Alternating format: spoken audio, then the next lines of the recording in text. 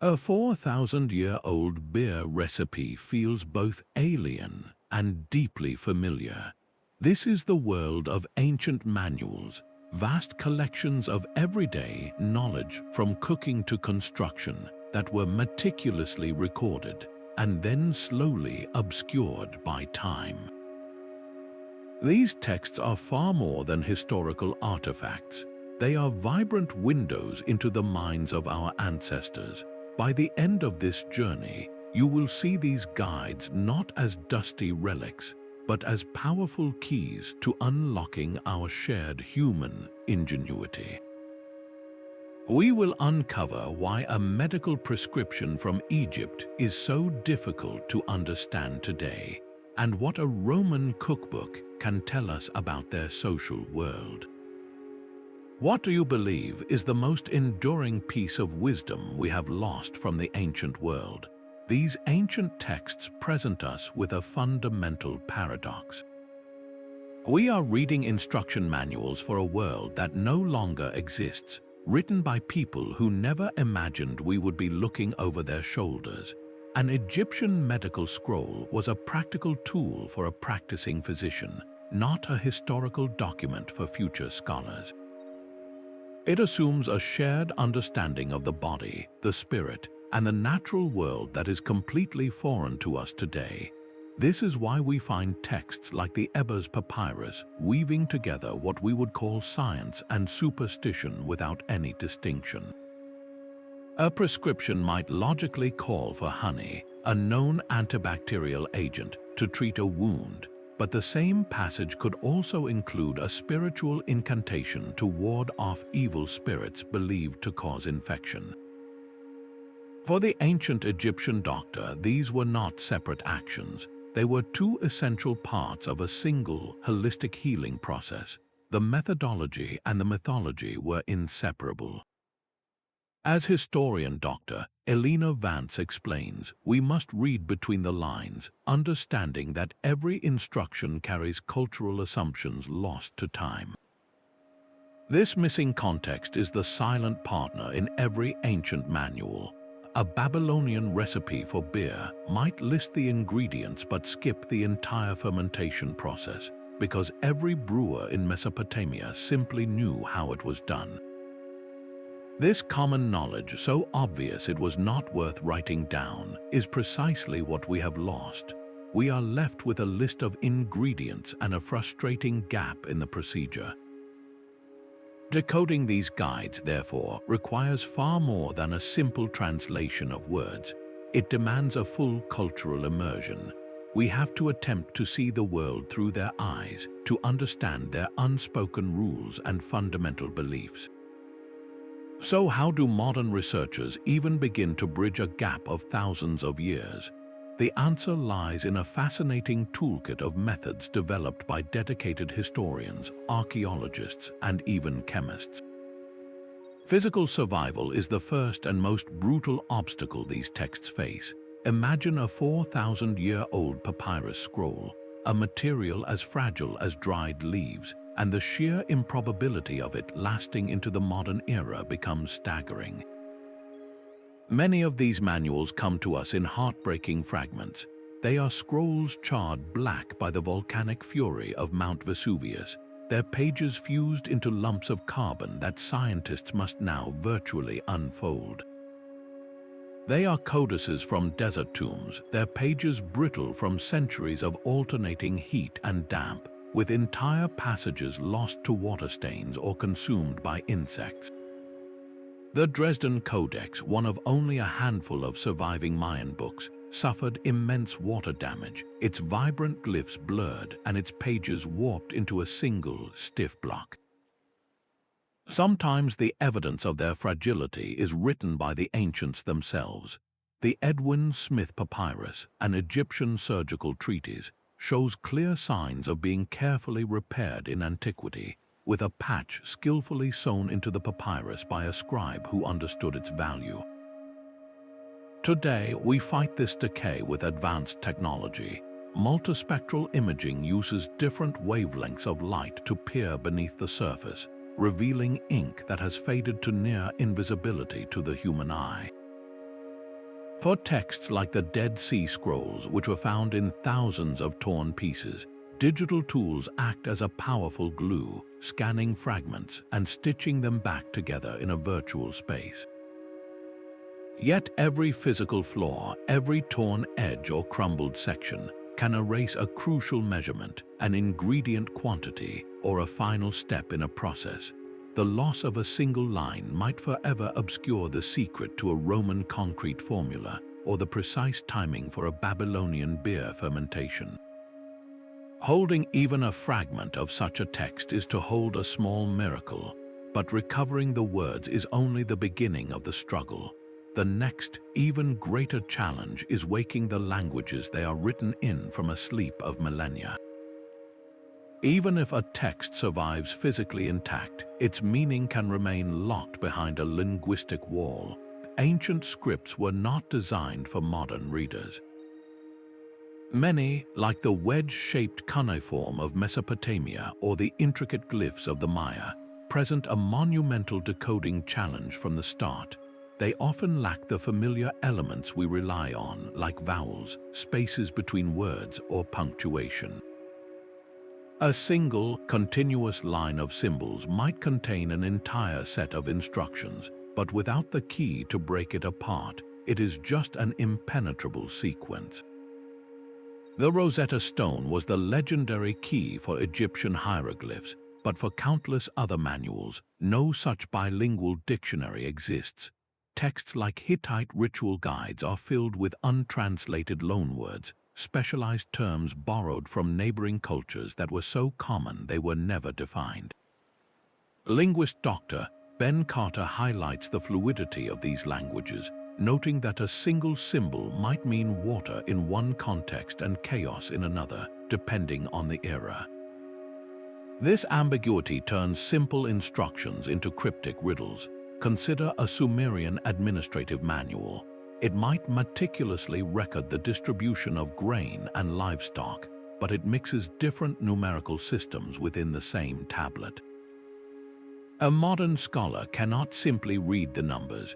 They must cross-reference dozens of other tablets to understand if a symbol represents a small personal ration or a massive temple quota. The stakes of this linguistic maze are incredibly high. A single mistranslated term in a medical or culinary text could, in theory, turn a healing recipe into a poisonous concoction. The words are there, but their true intent is buried. Cracking the code of the script itself is a monumental achievement, but it only reveals the next, deeper layer of the mystery. The literal words are just the beginning. To truly understand the manual, we must then step into the mind of the person who wrote it. The words on the page are only half the story. Beyond the physical decay and the linguistic riddles lies a third, more subtle barrier, the vast landscape of shared cultural knowledge that the original authors took for granted. These manuals were written for insiders, for people who already lived and breathed the world they described. They do not explain the basics. A Roman text on farming might mention using a specific type of plow without ever describing it, because every single reader would have known exactly what that plow looked like and how it was pulled. This is the silent context, the unwritten manual that accompanied the written one. To understand the instruction, we first have to reconstruct the world. When a medical scroll from ancient Egypt prescribes an herb found only in a specific valley along the Nile, it is not just giving a recipe, it is mapping an entire ecosystem of trade, local belief, and botanical knowledge that its original reader would have instantly understood. Anthropologists and historians become detectives, piecing together this lost common sense by studying everything from kitchen tools buried in ruins to the step-by-step depictions of brewing on tomb walls. These visual artifacts act as a missing instruction booklet, showing the physical actions that the manual saw no need to describe. As historian Maria Lopez puts it, without context, a manual is just a list of words. A cultural lens transforms vague instructions into vivid, living practices. consider the Yin Shan Zheng Yao, a dietary guide from the Mongol Empire. Its intense focus on the nutritional and medicinal properties of horse milk is not merely a culinary preference, it is a direct reflection of a nomadic way of life centered around the horse. The manual is not just teaching you what to eat, it is teaching you how to be Mongol, revealing a worldview where food, animal husbandry, and health were completely intertwined. Every reference to a local plant, every assumed tool, every unstated social rule is a piece of this cultural code. Cracking it requires us to ask not just what the text says, but what it silently assumes about the reader's life. And there is perhaps no better place to see all of these challenges collide than in one of the most universal and intimate spaces of daily life, the ancient kitchen. Ancient kitchens hold some of our most direct connections to the past. Open a Roman cookbook like Apicius's De Recoquinaria, and you are immediately confronted by a flavor that defined their world, garum. This fermented fish sauce appears in nearly every recipe, a pungent, salty liquid that would likely overwhelm a modern palate. Its universal presence is a powerful clue. It tells us that taste itself is not a fixed concept, but a cultural artifact shaped by tradition and availability. These culinary manuals are far more than lists of ingredients. They are intricate cultural time capsules. Byzantine manuals, for instance, meticulously specified different meals for nobles and peasants, encoding entire social hierarchies into their menus. What you were permitted to eat was a direct reflection of your place in society. Meanwhile, ancient Indian texts mention spices sourced from distant Southeast Asia, mapping out vast and sophisticated trade routes on a culinary canvas. Food archaeologist Dr. Anya Sharma, who recreates these ancient dishes, observes that a recipe for Mesopotamian beer tells us about fermentation science, but also about community rituals. The act of brewing and sharing the drink was as important as its consumption. We see this deep cultural coding in the details. Many Roman recipes call for a mysterious herb called silphium, a plant so prized it was driven to extinction, a permanent gap in our understanding of their cuisine. Cooking methods, like the use of specific clay ovens, are often mentioned without explanation because every cook knew how to manage their heat. Even meal timing was frequently linked to solar cycles, tying the daily rhythm of eating to the movement of the heavens. In every simmering pot and baked loaf, food was never just sustenance. It was identity, community, and cosmology, all served on a single plate. This concern for the body, for what we put into it, extends naturally from the kitchen to the realm of medicine, where ancient wisdom sought to heal and fortify the human form. Medicine reveals the most intimate frontier of ancient knowledge, the human body itself. From the Yellow Emperor's inner canon of China to the sprawling Hippocratic corpus of Greece, healing manuals present a worldview where physical symptoms and cosmic forces were inseparable. The Huangdi Nijing explains health as a delicate dance between yin and yang, prescribing acupuncture to unblock the body's vital energy. Meanwhile, the Greek texts championed careful observation of a patient, a radical step away from blaming illnesses solely on angry gods.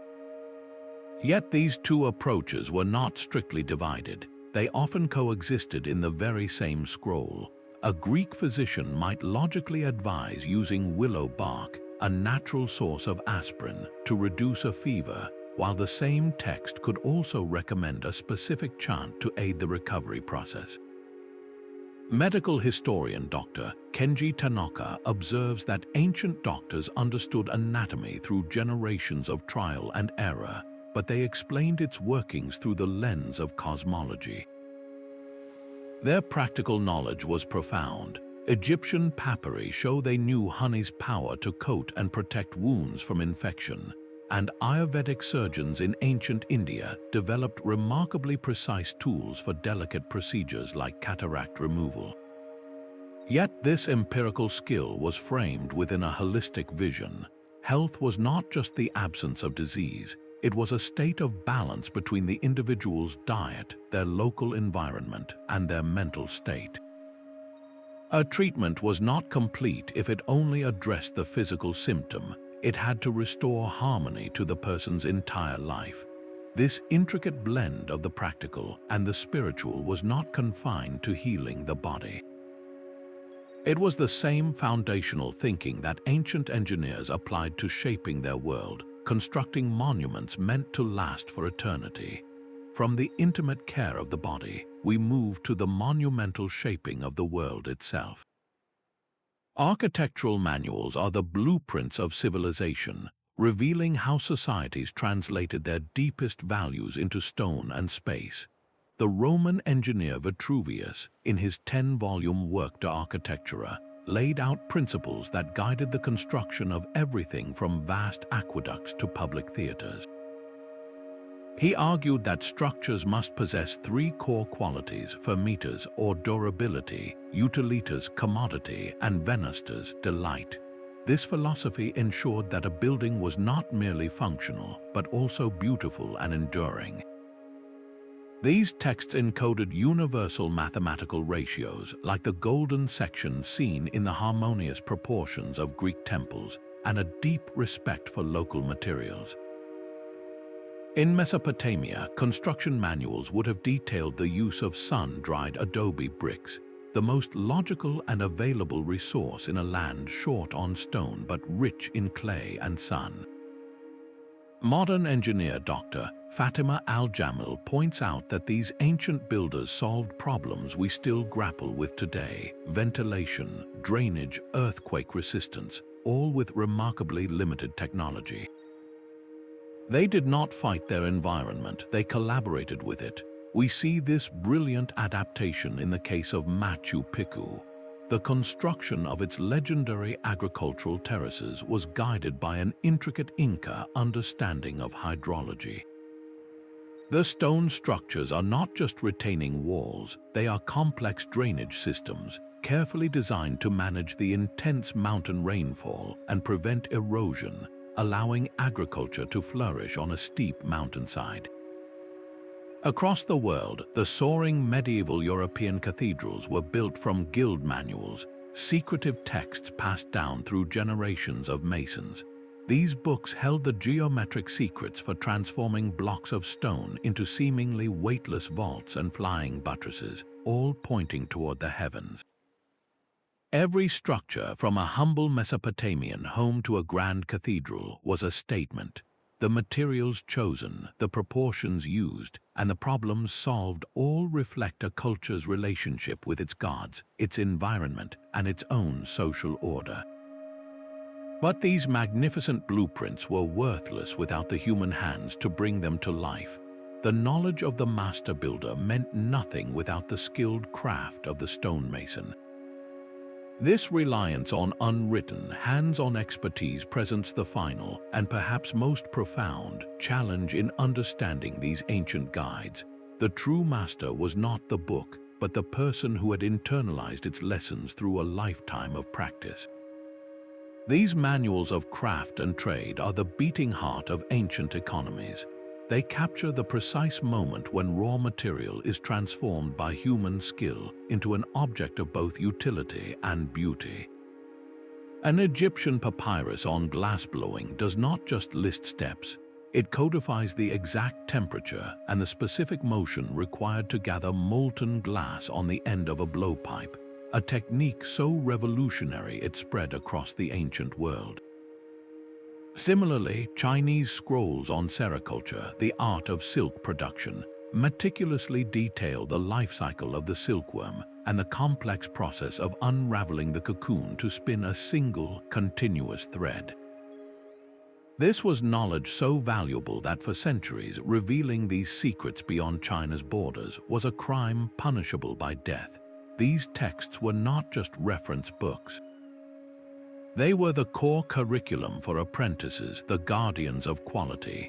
A Mesopotamian manual for potters explicitly warns against overheating a kiln, an instruction born from costly, repeated failure. Phoenician recipes for their legendary Tyrian purple dye specify exact species of sea snails and precise fermentation times, ensuring the vibrant, color-fast hue that became a universal symbol of royalty and wealth.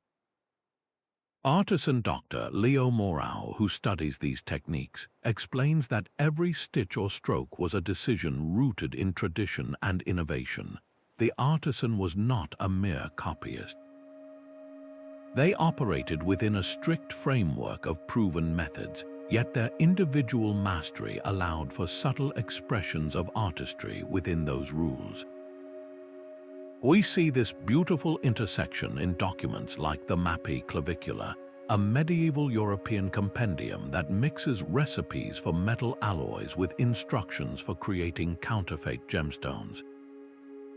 It is a practical guide for the working jeweler and goldsmith.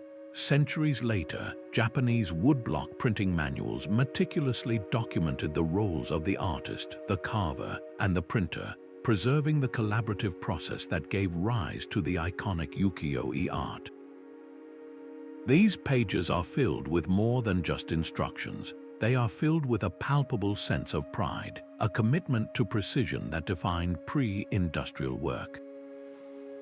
The value of an object was inseparable from the skill of the hands that made it, and this deep, intimate knowledge of materials and processes was not confined to the workshop. It extended out into the fields, to the most fundamental craft of all, the cultivation of the land that fed these great civilizations. The soil itself was a living archive, its secrets recorded in manuals that guided the hands of countless generations. A Roman farmer consulting Cottos de Agricultura would learn to rotate his crops between grains and legumes, a method we now know replenishes nitrogen in the earth. In China, the sprawling Qimengye did more than list planting schedules. It detailed intricate irrigation systems, complex networks of canals and channels that transformed entire landscapes and fed millions. These texts reveal a profound partnership with the natural world. Planting was synchronized with the heavens, guided by lunar phases and star positions. Ecological engineering was commonplace, with terracing used from the Andes to China to prevent soil erosion on steep slopes. Agronomist Dr. Samara Gupta notes that these farmers worked with nature, not against it. They practiced companion planting, growing certain crops together to deter pests, and created natural pesticides from boiled plants and minerals.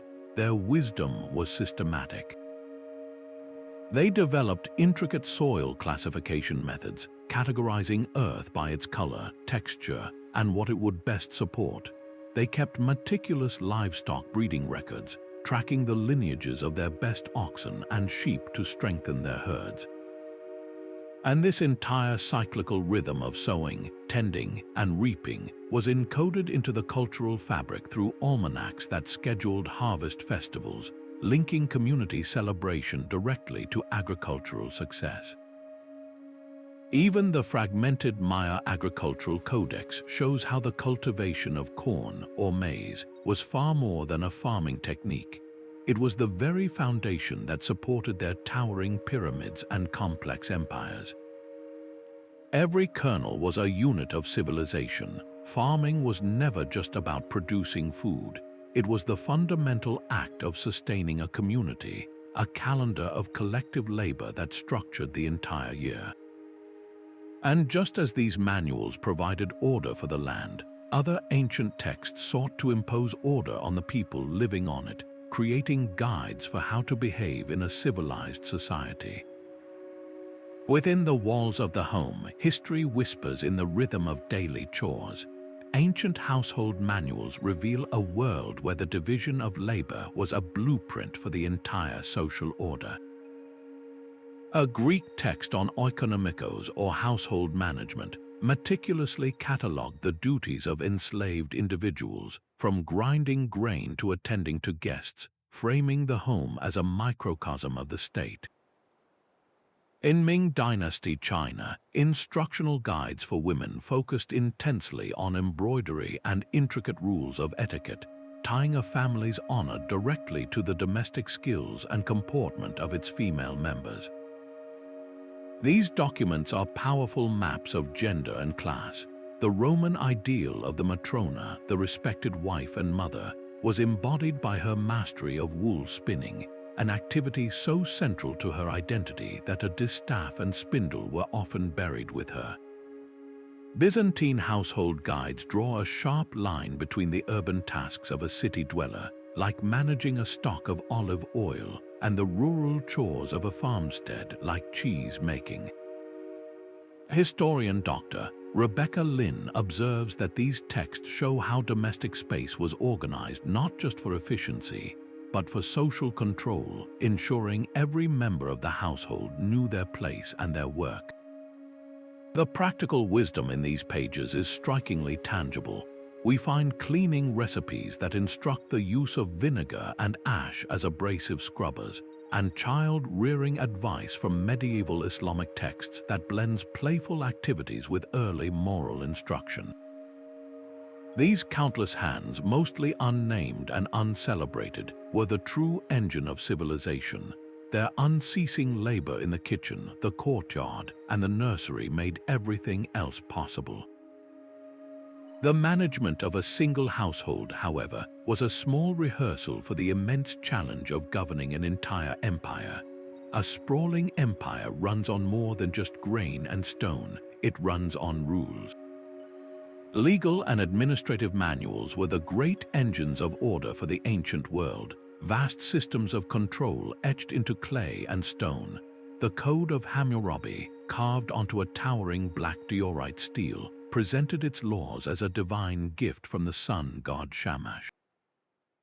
Yet its nearly 300 clauses are intensely practical, covering everything from building codes to marital disputes.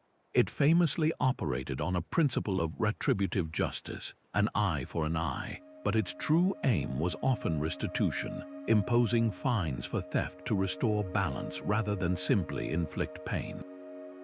Half a world away, the Arthashastra from India was a chillingly comprehensive guide to statecraft. Attributed to the shrewd advisor Kautilya, it detailed not only taxation and law, but also the intricate arts of espionage and assassination, a stark reminder that order was often maintained through a blend of visible authority and invisible manipulation. Legal scholar Dr. Omar Khalid explains that these texts were not just lists of rules, they were profound attempts to create stability in deeply uncertain times, to impose a predictable structure upon the chaos of human life. This drive for order is visible in the dry, meticulous records of daily administration. Byzantine tax manuals conducted a virtual census of rural life, recording every ox, every sheep, and every plot of vineyard to calculate the empire's due. The Inca, without a written script, used the quipu, a complex system of knotted cords, to record tributes, population counts, and even historical narratives. Each knot's position, color, and type held specific meaning, a tactile database for managing a mountain empire. These were the first bureaucracies, the necessary paperwork that allowed a king to know his realm and feed his army. They reflect the core values of their societies. The 12 Tables of Rome, for instance, placed a powerful emphasis on protecting private property rights, a legal principle that would echo for millennia. Yet this entire framework of human order, from the king's decree to the tax collector's ledger, was almost universally seen as resting upon a divine foundation. The law came from the gods, and justice was a sacred duty. This inseparable link between the practical and the spiritual meant that the most important manuals of all were those that guided humanity in its relationship with the cosmos. The most profound questions of existence were answered not with abstract philosophy, but with step-by-step instructions. Religious and ritual manuals served as direct interfaces with the divine, providing a precise script for navigating the mysteries of life, death, and the cosmos. An Egyptian relying on the Book of the Dead was not merely reciting prayers. They were following a detailed travel guide for the soul, complete with maps of the underworld, passwords to get past fearsome guardians, and declarations to make before the final judgment of the gods. Every action was calibrated for a specific spiritual outcome. This same meticulous precision defined the Vedic Samhitas of ancient India. These texts did not just suggest making an offering to the gods. They dictated the exact type of wood for the sacred fire, the precise number of syllables in each chant, and the correct hand gesture for pouring a libation. The belief was that cosmic harmony itself depended on the flawless execution of these human duties. Theologian Dr. Aisha Menz explains that rituals were technologies for navigating the unknown. They were repeatable, reliable procedures to influence forces far beyond human control, from the cycles of the seasons to the fate of the soul after death. We see this principle in the intense Maya bloodletting ceremonies, where rulers would pierce their own tongues or genitals to offer their life force. This was not mere suffering, it was a calculated act of communion, a way to open a portal to the spirit world and bring visions of divine ancestors back to the people. From the Tibetan Bardo Thodol, which guides a consciousness through the stages between death and rebirth, to the strict protocols for consulting the oracles at Delphi in Greece, these manuals all share a common thread. They transform overwhelming cosmic questions into a series of manageable physical actions. By controlling the ceremony, the participants believed they could exert a measure of control over fate itself. Yet for all their solemn power, these sacred texts represent only one facet of the ancient mind. A different kind of manual reveals that our ancestors were just as concerned with the art of living joyfully in the present moment. But even the most sacred rituals were balanced by a deep human need for play. The manuals of entertainment and leisure reveal that our ancestors understood the profound value of fun. Within an Egyptian tomb tucked beside the Book of the Dead, you might find a set of rules for the board game Senate, a race to the afterlife that was both a pastime and a symbolic journey. In China, music theory scrolls from the Qin dynasty detailed the precise construction of bronze bells, ensuring that every court performance was acoustically perfect. These texts were not about idle amusement. They were blueprints for building community, training the mind, and preserving cultural memory. A guide for composing a Greek epic poem was a manual for preserving a nation's history and values. The Natya Shastra, an ancient Indian treatise on performing arts, does not just describe dance. It codifies every emotional state a performer can convey, from love to fury, linking specific gestures and musical notes to universal human feelings. Ethnomusicologist Dr. Javier Ruiz observes that leisure was not frivolous. It trained memory, strategy, and social bonds. This serious purpose is clear in the details. Roman gambling manuals calculated dice probabilities with a gambler's sharp eye for odds, while medieval European tournament codes transformed violent combat into a highly regulated spectacle of chivalry and skill. The construction of a Viking lyre or a Mesopotamian lute required manuals that understood the properties of wood and gut string, turning craft into the foundation of art. These activities were essential. They provided a structured escape from daily toil, a way to practice strategic thinking through games, and a means to strengthen the collective identity through shared stories and songs. Fun was a disciplined, vital business, and to fully participate in this rich world of music, theater, and complex games, an individual required a key that unlocked all higher knowledge, a formal education. The tools for shaping a human mind were as carefully designed as any architectural blueprint. Across the ancient world, educational manuals were not about open-ended inquiry. Their purpose was to forge a specific type of person, to imprint a set of values and skills deemed essential for survival and citizenship. In China, the Analects of Confucius taught morality not through dry lectures, but through vivid dialogues and parables, emphasizing filial piety and righteous conduct. A student was expected to memorize these texts, internalizing their wisdom through relentless repetition. Half a world away, the Spartan Agoge was a brutal, state-mandated curriculum detailed in training guides. Its focus was on physical endurance, military drill, and unwavering obedience, designed to produce soldiers who valued the group above their own life. Educator Dr. Hana Kim observes that these systems aim to produce citizens, not just scholars. Every lesson, whether in ethics or spear throwing, was a brick in the wall of social order. We see this foundational work in the humblest of school texts. Roman children learned their letters from an abecedarium, a wax tablet etched with the alphabet. In Mesopotamia, a mathematical tablet would present a student with a step-by-step problem, perhaps calculating the area of a field or the interest on a loan of grain, blending numeracy with practical economics. The process was deeply immersive. A young scribe in training would spend years copying and recopying standard works, his hand guided by a strict model. The Epic of Gilgamesh itself was not just great literature for the Mesopotamians. It was a core text in their schools, a vehicle for teaching cuneiform writing while simultaneously imparting lessons on friendship, loss, and the human quest for immortality. Philosophical dialogues like those of Plato used the dynamic form of conversation to teach logic and rhetoric, training students to argue and persuade. The medieval European system of the trivium and quadrivium structured all advanced learning into a clear path, starting with grammar, logic, and rhetoric, before moving to arithmetic, geometry, music, and astronomy.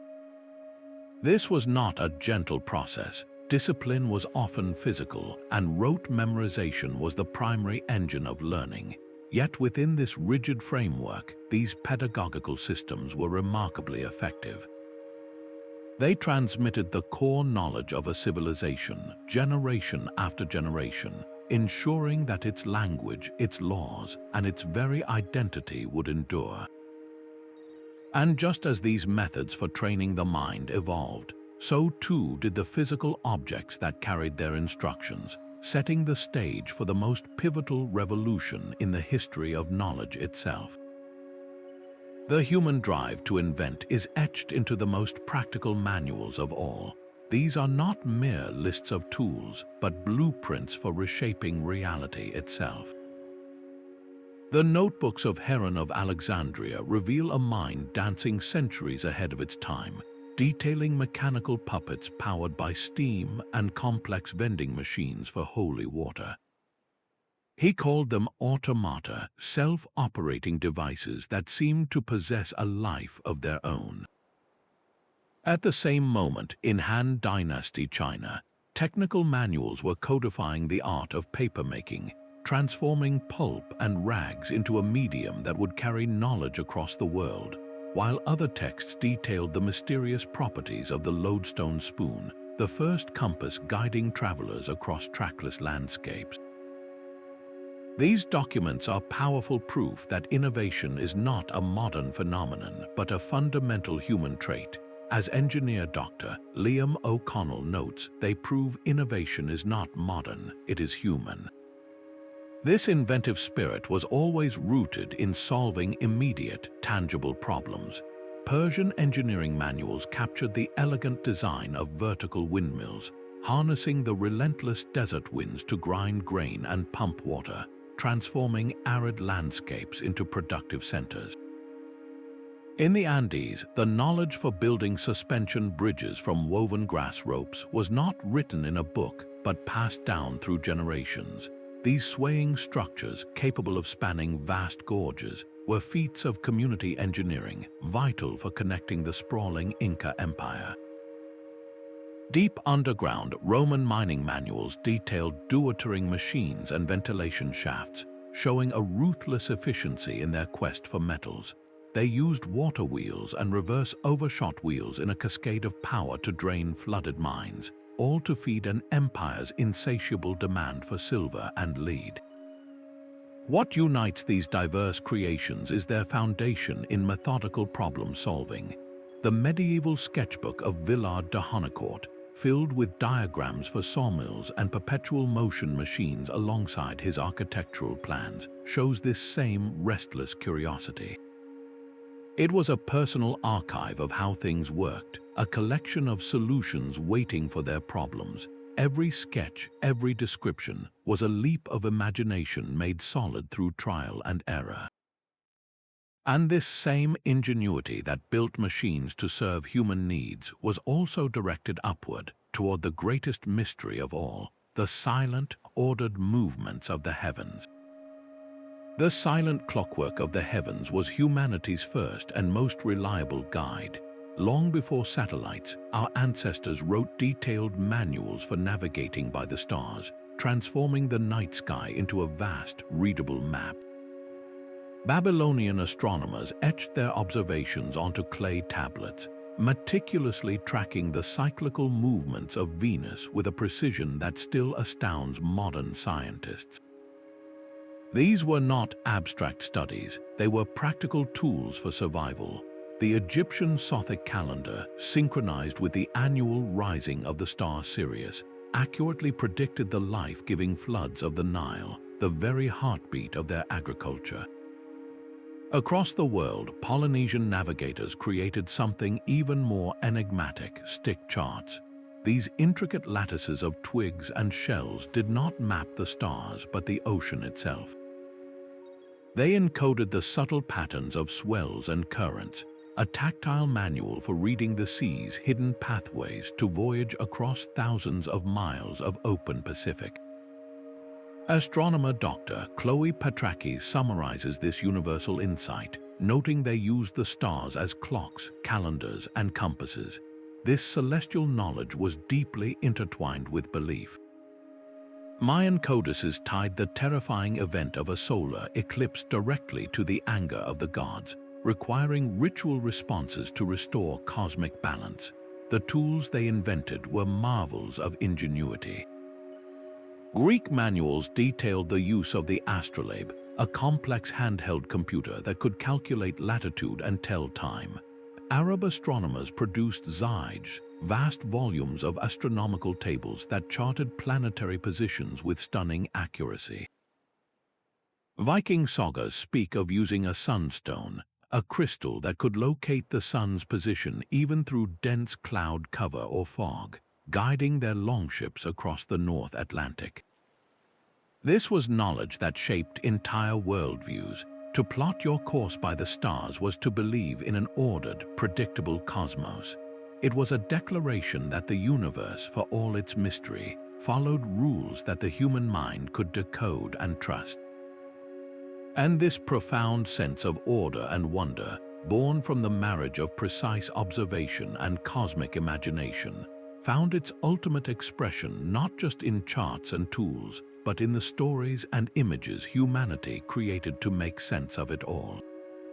The human hand can transform stone into a form that seems to breathe, a miracle guided by rigorous mathematical rules. Artistic manuals were the guardians of this sacred geometry, providing the measurable path to the sublime. In ancient Greece, the sculptor Polykleitos created his canon, a treatise that defined the ideal male form through a precise system of proportions, where every part of the body related to every other in perfect harmonic ratios. This was not a suggestion, it was a mathematical formula for beauty itself.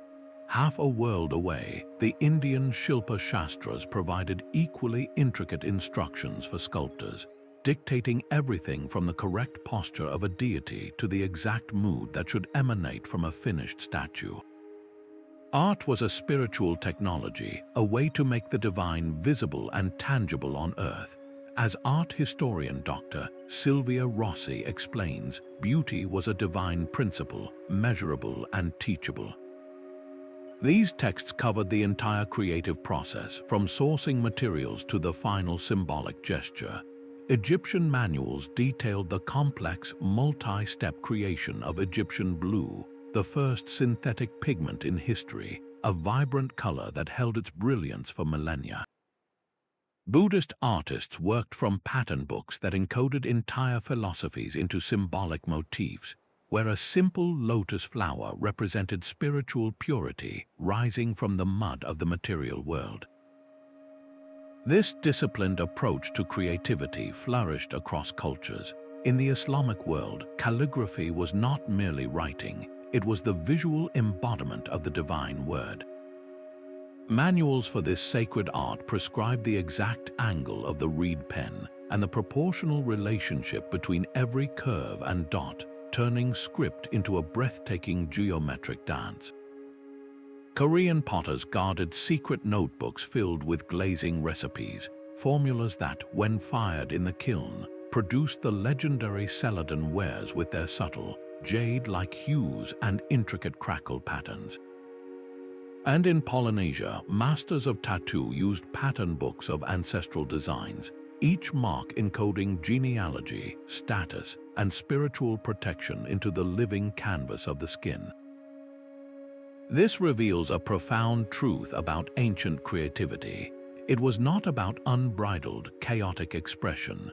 True artistry flourished within these structured systems, much like a poet finds infinite freedom within the strict rules of a sonnet. The manual provided the grammar, but the artist supplied the soul. And just as these canons of beauty gave form to the divine, another set of ancient guides sought to impose order on the most unpredictable element of all, the chaos of conflict and the movement of armies. Language itself became a material to be shaped and mastered, its rules codified into precise manuals of grammar and speech. The Sanskrit scholar Panini, in his Astronomical, did not merely describe his language.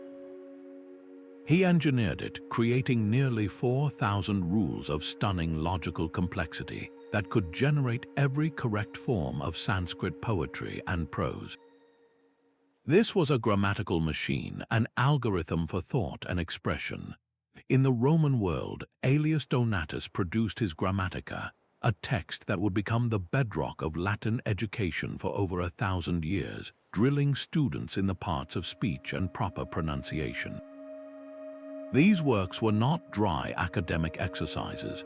They were acts of preservation designed to maintain the purity of sacred texts and literary traditions against the inevitable drift of everyday speech. Linguist Dr. Rajiv Mehta calls them the first algorithms for language. We see this drive for order in the earliest Sumerian lexical lists, which meticulously categorized the world into words for trees, animals, and professions, creating the first known thesauruses.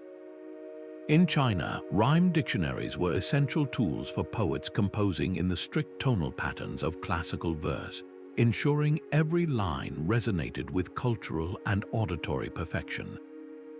And in the Islamic world, Tajwid guides provided meticulous instructions for the oral recitation of the Quran, governing the pronunciation of every syllable and the duration of every pause to preserve the divine word in its original, unaltered form.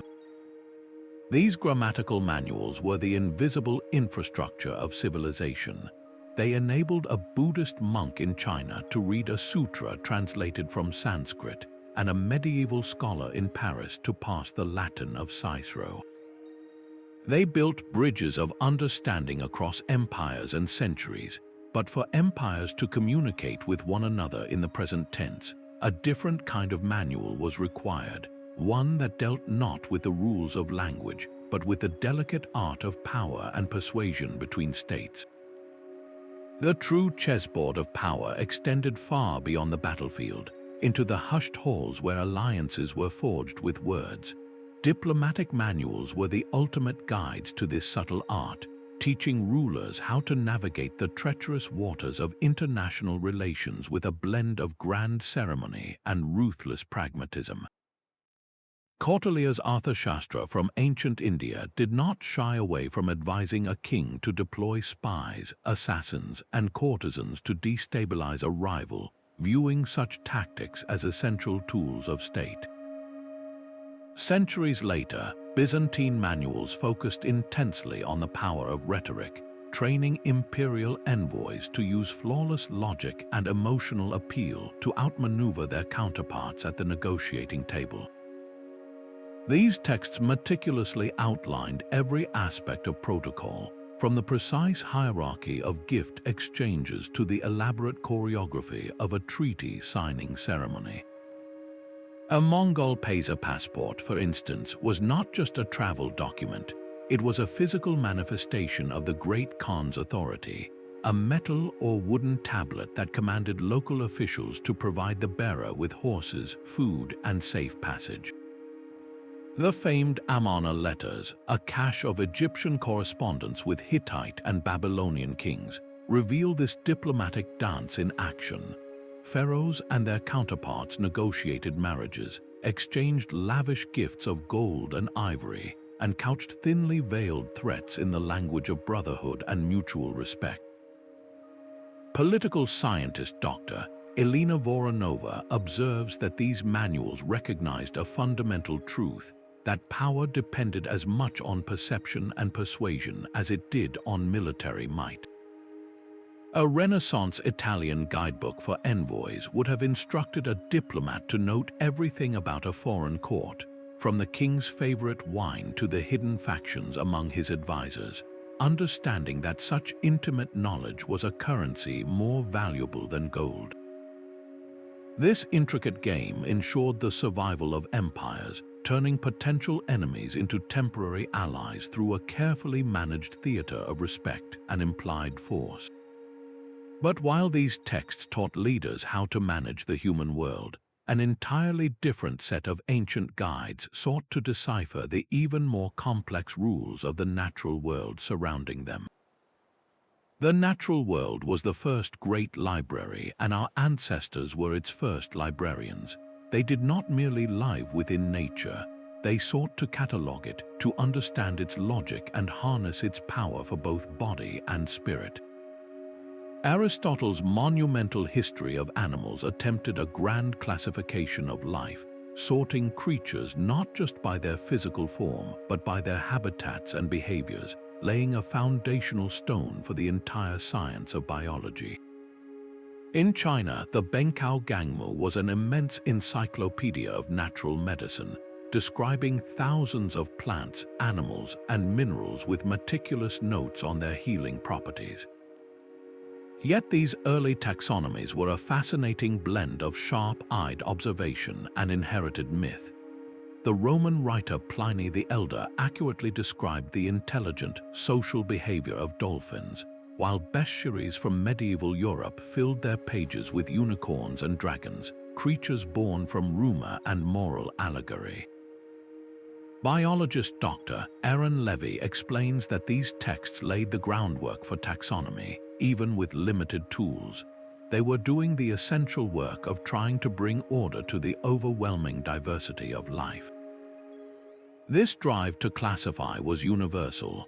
Aztec herbals contained beautifully detailed illustrations of local flora, carefully noting which plants could cure a fever and which could poison an enemy. The intricate songlines of Aboriginal Australians encoded vast stores of ecological knowledge within Dreamtime stories, mapping water sources, animal migration routes, and edible plants across the entire continent.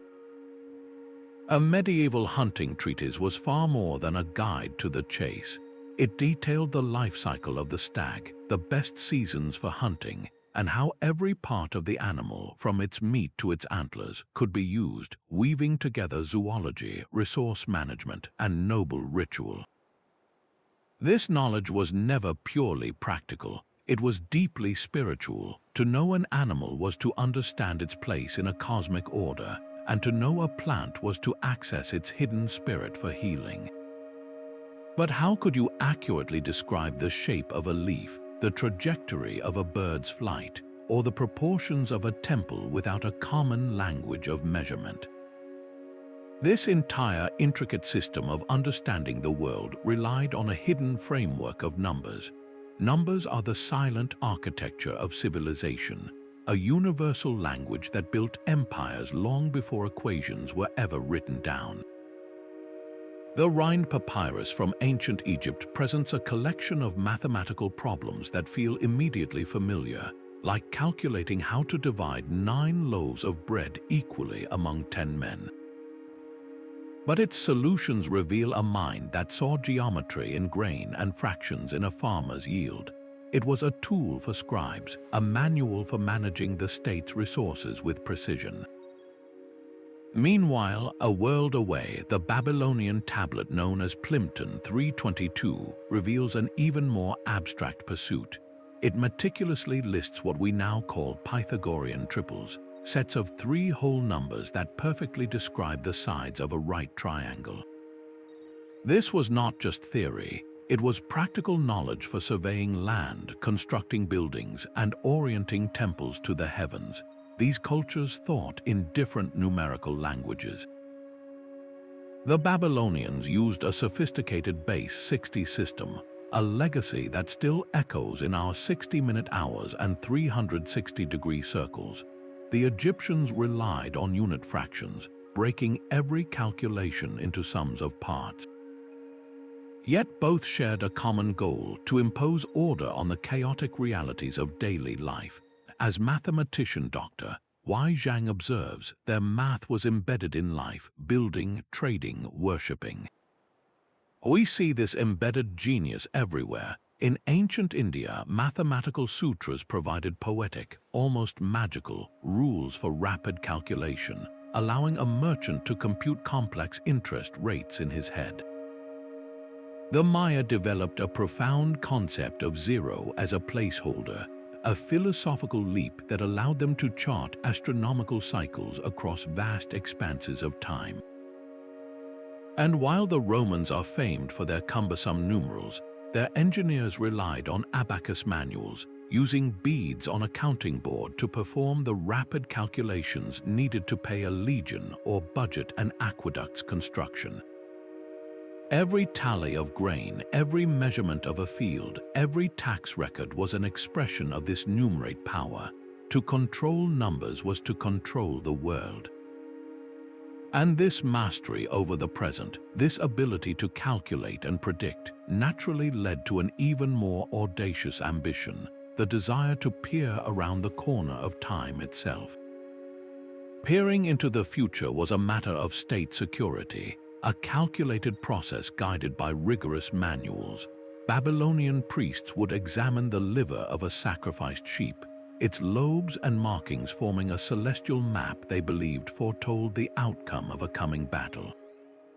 In China, the I Ching offered a different path, its 64 hexagrams providing a philosophical framework for rulers to contemplate complex decisions about war and governance. These systems were not about blind superstition. They were sophisticated tools for managing the unbearable weight of uncertainty. Anthropologist Dr. Nia Johnson clarifies this ancient mindset, stating that divination was not superstition.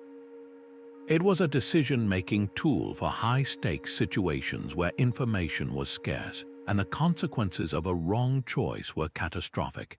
A Roman general would never dream of moving his legions without first consulting the augurs, officials trained from handbooks that interpreted the will of the gods through the flight patterns of birds.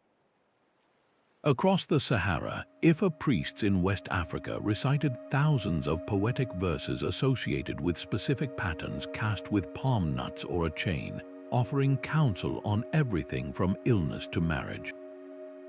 Even the seemingly random chaos of dreams was brought to heel by medieval European dream dictionaries, which assigned specific meanings to common nightly visions, transforming personal anxiety into a manageable code. This entire worldview rested on a fundamental belief that the universe was communicating, that the divine was woven into the fabric of everyday events. A crack in a heated tortoise shell, the path of a shooting star, the entrails of a goat, all were potential messages waiting to be decoded by a trained expert with the right manual. This practice existed in a fascinating space, blurring the line between science and faith. It was a form of early probability, an attempt to find patterns in the noise of existence and impose a narrative on chaos. Yet for all this focus on cosmic signs and spiritual guidance, a parallel and deeply pragmatic tradition of manuals existed, one concerned not with the will of the gods, but with the cold, hard reality of managing wealth and personal fortune. Yet the most powerful cargo traded across these ancient routes was not silk or spice, but trust itself. Economic manuals were the engines of this trust, transforming the uncertain gamble of long-distance trade into a calculated profession. Phoenician ship logs meticulously recorded the value of every amphora of olive oil and ingot of tin, creating a permanent record for tax collectors and investors back home. Centuries later, the Geniza documents, a vast collection of letters and contracts from a Cairo synagogue, reveal the intricate web of Jewish merchant families stretching from India to Spain. Their correspondence is a masterclass in early globalism, filled with market updates, credit arrangements, and deeply personal pleas to business partners who are also friends. These texts formalized the rules of the game. They detailed complex currency exchange rates for a world of countless coins, laid out the principles of contract law that could be enforced in foreign ports, and pioneered early forms of risk management. Babylonian clay tablets, for instance, include clauses for canceling a debt in the event of a shipwreck, a primitive but effective form of maritime insurance. Economist Dr. Hassan Ali explains that these merchants created trust across vast distances through the power of the written agreement. A signature on a contract could bind a deal between two people who would never meet, their only connection a shared respect for the rules. This system of commercial law allowed trade to flourish on a staggering scale. Consider the practical guides used along the Silk Road. Caravan masters relied on tariff manuals that listed the taxes and tolls for every kingdom and checkpoint from Chang'an to Antioch, allowing them to calculate their potential profit before they even set out. In medieval Europe, the Hanseatic League, a powerful coalition of merchant guilds, operated under its own strict set of trade regulations. Their manuals governed everything from the quality of woolen cloth to the standard dimensions of a barrel of herring, ensuring consistency and fairness in ports from London to Novgorod. And in the Andes, the Inca Empire managed its economy without money, using its quipu knot records as a sophisticated accounting system. These cords tracked the contents of thousands of state storage warehouses, recording tributes of maize, cloth, and dried meat that were redistributed to the population. This was commerce on a civilizational scale, but this entire edifice of long-distance trade and state accounting relied on a more humble, personal discipline. The merchant in his counting house, the scribe with his ledger, both were practicing a form of order that began not with empires, but with the individual's own time and labor. The most challenging project an ancient civilization could undertake was the cultivation of the human self. Across cultures, a profound genre of manual emerged not to build monuments or brew beer, but to forge character and wisdom from within. Stoic texts like the personal diary of the Roman Emperor Marcus Aurelius, his Meditations, were not abstract philosophies. They were practical toolkits for self-reflection, offering mental exercises to manage anger, endure hardship, and find tranquility in a chaotic world. Simultaneously, in China, Confucian works laid out a detailed framework for ethical living, stressing the core virtues of filial piety, righteousness, and integrity. These were not suggestions, they were rigorous programs for shaping a virtuous life, with specific duties and behaviors tailored to one's role in the family and the state. As philosopher Dr. Isabelle Dubois notes, they saw ethics as a practice, not a theory. It was a daily discipline, much like training for an athlete. This practice took many forms.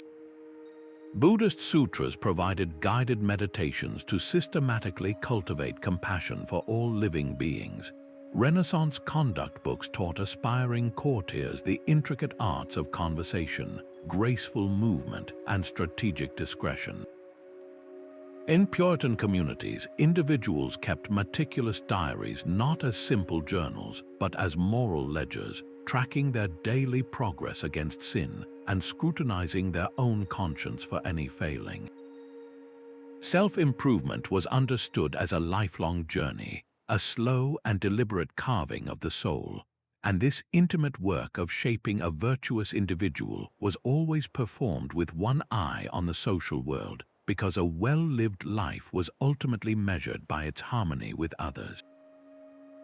Every interaction was a carefully choreographed performance, with its own script and stage directions. Japanese court ladies in the Heian period lived by the rules of the pillow book, a manual that dictated the precise shade of paper for a love letter, the exact folding method that conveyed subtle romantic intent, and the proper way to weep becomingly. A single misstep in color coordination or poetic allusion could spell social ruin. In medieval Europe, heraldry guides functioned as a visual code of conduct, where the symbols on a knight's shield announced his lineage, alliances, and social standing to everyone who saw him, preventing deadly confusion on the battlefield and in the banquet hall. These texts transformed abstract social principles into a tangible, actionable reality. Cultural historian Dr. Ben Carter explains that etiquette was a language of power and belonging. It was a way to instantly identify who was inside the circle of privilege and who remained outside. This codification of manners seeped into every major life event. Wedding ceremony scripts from ancient Rome meticulously outlined the procession, the sacrifices, and the specific vows that transferred a bride from her father's authority to her husband's, making the private act of marriage a public declaration of social and legal order. Funeral dirges were not spontaneous outpourings of grief. They were often prescribed laments with set rhythms and traditional phrases that guided a community through the proper expression of loss, ensuring respect for the dead and comfort for the living. Even the seemingly simple act of sharing a meal was governed by strict protocol. Banquet serving orders in a Ming Dynasty Chinese manual would specify which dish was presented to the guest of honor first, reinforcing the hierarchy of the table with every course that was served. These rules were not about arbitrary politeness. They were the essential framework for preventing conflict and maintaining stability in a world without modern legal systems. Social harmony was not a happy accident. It was a fragile state that required this deliberate, constant effort, a collective agreement to follow the script.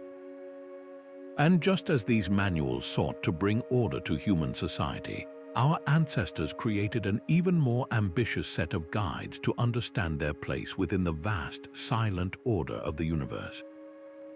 The most profound questions of existence were never left to chance. Ancient minds crafted cosmological and philosophical manuals, not as abstract theories, but as practical guides for navigating a mysterious universe.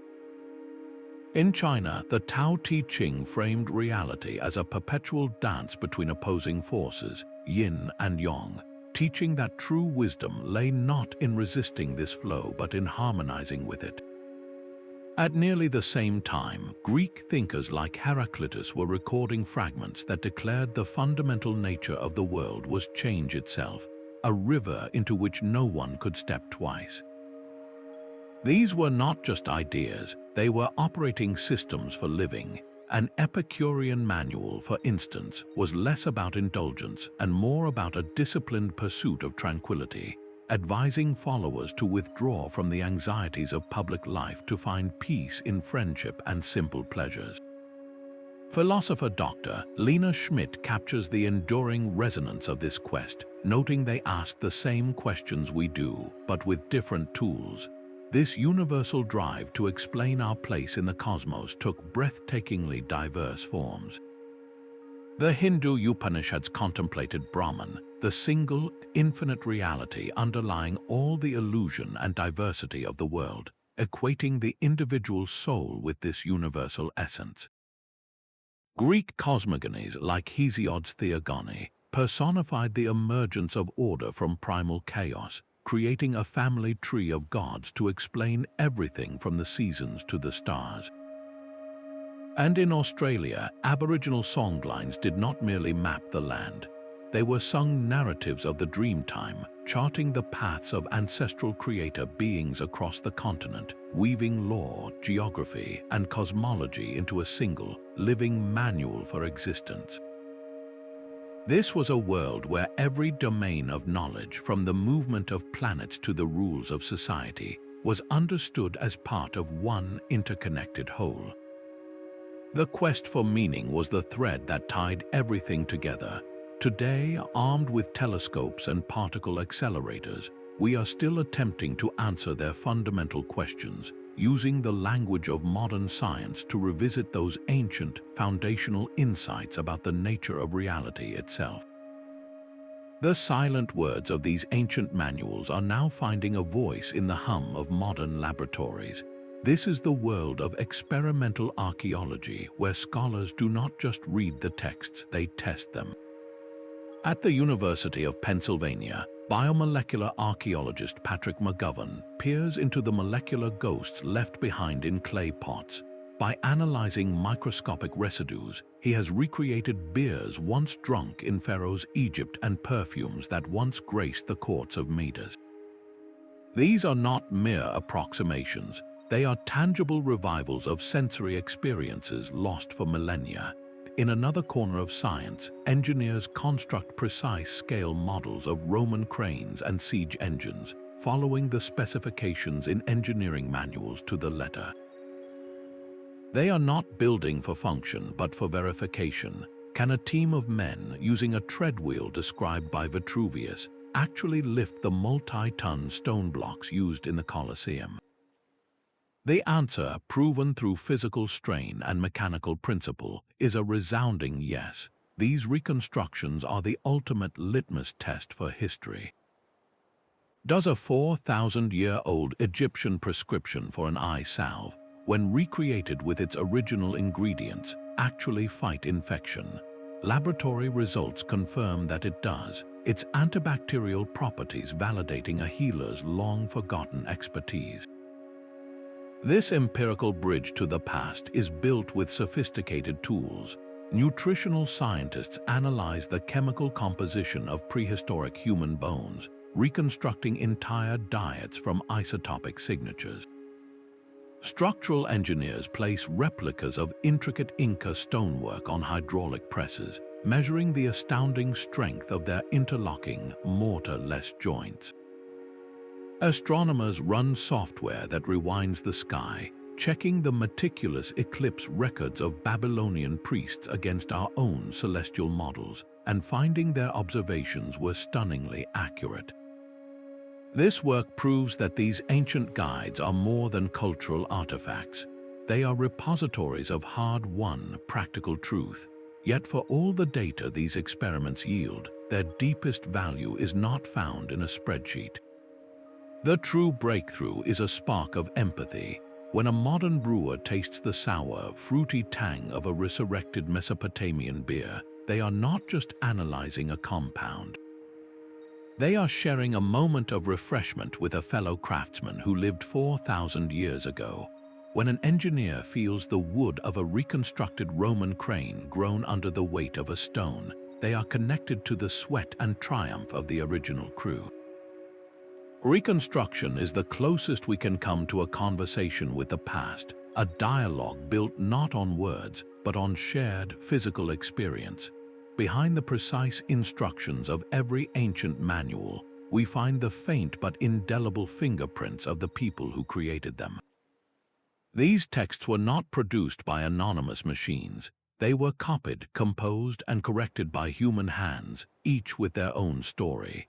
Consider the Egyptian scribe Amenemope, who meticulously copied medical texts onto a papyrus scroll. His careful pen strokes were not just an act of duplication. They were a choice, a decision to preserve one piece of knowledge over another for the physicians who would come after him. Or picture the nameless medieval monk spending months in a cold scriptorium, illuminating a herbal with vibrant illustrations of plants he had likely never seen. His labor was an act of faith, a belief that this beauty and knowledge were worth the strain on his eyes and the ache in his back. Historian Dr. Fatima Zahra urges us to see beyond the ink. We must imagine their hands, their doubts, their pride. That human presence is often our most direct link to the past. In the margins of a Byzantine farming manual, a reader from 1,000 years ago scribbled a note complaining about the quality of the parchment. It is a moment of pure, relatable frustration, bridging the centuries in a single grumble. Colophons, the brief notes at the end of manuscripts, sometimes name the author or the scribe, offering a rare signature of personal achievement. We find apprentice signatures scratched clumsily onto the back of a pottery guide, a young craftsperson proudly declaring, "I was here, I made this." These small, personal touches transform a static document into a living conversation. They remind us that knowledge is not an abstract force. It is a profoundly human endeavor, passed from one curious, tired, hopeful mind to another.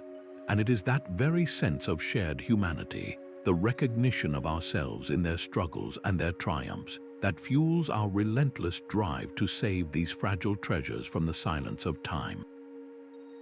A 4,000-year-old manual is a flickering signal from a distant shore, and our generation holds the receiver.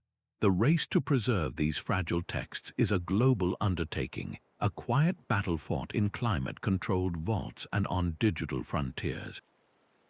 Inside institutions like the British Library and the Vatican Archives, manuscripts rest in atmospheres of precise humidity and temperature, shielded from the decay that claimed so many of their counterparts.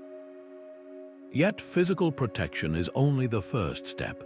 Advanced imaging projects such as the Sinai Palimpsests project use multispectral photography to peer beneath the surface of parchment, recovering texts that were scraped clean and written over by medieval scribes. These palimpsests, these ghost texts, contain lost works of philosophy, forgotten medical treatises, and early religious commentaries, all brought back from the brink of permanent erasure. The work does not stop in specialized labs. It now extends into the homes of volunteers worldwide through platforms like Zooniverse, where anyone can help transcribe ship logs, tag images in herbals, or trace faded glyphs. This is a democratization of discovery, where a retiree in Tokyo or a student in Brazil can become part of the preservation process, as archivist Dr. James Miller affirms every saved page is a victory against time. We see these victories in dramatic case studies. The charred scrolls of the Nag Hammadi Library, a cache of early Christian texts discovered in Egypt, were so brittle they could crumble at a touch. Their meticulous restoration took decades, slowly separating the layers to reveal a completely different perspective on ancient spirituality. In another approach, 3D scanning of cuneiform tablets creates perfect digital replicas, allowing scholars to rotate and examine every angle of a tablet without ever touching the original, revealing tool marks and faint inscriptions invisible to the naked eye. And for scripts that remain stubbornly mute, like the Minoan Linear A, artificial intelligence now assists, running complex pattern analysis across the known corpus, searching for the linguistic key that has eluded human decipherers for a century. This is a symphony of effort, combining the painstaking work of human hands with the limitless potential of digital technology. It is a promise we are making to the future, ensuring these voices from the past will never be silenced again. But with all this technology and global cooperation, we must pause and ask a fundamental question. Why does this meticulous, costly rescue mission matter so urgently for us right now? These ancient texts are far more than historical curiosities.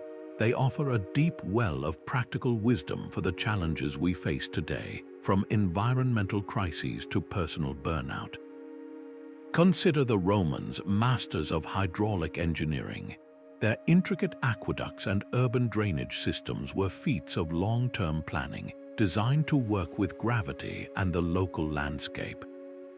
Modern eco-designers now look to these principles, creating buildings that use passive cooling and rainwater harvesting instead of fighting against nature with energy-intensive technology. Similarly, the holistic framework of Ayurveda, which views health as a balance between mind, body, and environment, is experiencing a powerful resurgence. Its emphasis on preventative care and individualized treatments directly inspires the growing field of integrative medicine, which merges the best of ancient wisdom with modern science. These manuals are masterclasses in resilience. They document how entire societies developed crop rotation and communal grain storage to survive famine, and how builders in seismic zones perfected flexible construction methods to withstand earthquakes. Their creativity was born from necessity, leading to the ingenious repurposing of materials, like using broken pottery as aggregate in new concrete. Futurist Dr. Anya Desai observes that they remind us innovation is iterative, not instantaneous. Every breakthrough in those pages was built upon generations of patient trial and error. We can draw profound ethical guidance from Stoic manuals, which provide a timeless framework for maintaining integrity and calm in a chaotic world. The guild systems of medieval Europe offer a powerful model for community building, where masters nurtured apprentices and ensured the transmission of quality craft, fostering a deep sense of belonging and shared purpose. And for artists and creators, these texts are a treasure trove of forgotten techniques, from lost pigment recipes to rhythmic patterns in poetry, waiting to be rediscovered and reinterpreted. The ultimate lesson is one of connection. By studying how our ancestors solved problems, built communities, and found meaning, we do not just enrich our understanding of the past. We gather the essential tools to build a more thoughtful, resilient, and beautiful future. From culinary recipes to cosmic queries, these ancient manuals offer a profound mirror to our own relentless drive to understand the world around us.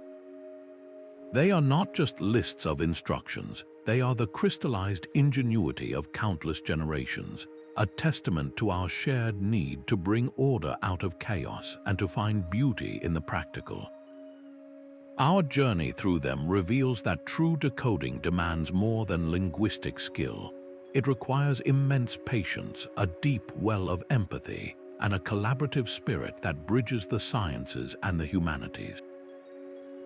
We are not just recovering facts, we are reanimating the spirit of entire civilizations, feeling the pride of the artisan in a perfectly fired pot and the hope of the healer in a carefully measured remedy. These texts pose a powerful challenge to us in the present. They ask us to look at our own modern manuals, from the app tutorials on our phones to the self-help books on our shelves, and to see them for what they are, the future artifacts of our own time. What will they reveal to a civilization 1,000 years from now about our anxieties, our values, and our daily lives? The philosopher George Santayana's warning rings truer than ever, that those who cannot remember the past are condemned to repeat it. These ancient guides are our collective memory. They offer timeless lessons in resilience, creativity, and the quiet dignity of a job well done. Let them inspire you to look closer at the everyday knowledge you might otherwise take for granted. We would love to hear which ancient manual you would choose to decode if given the chance. Share your thoughts in the comments below and subscribe for more journeys into history's hidden corners. Carry these lessons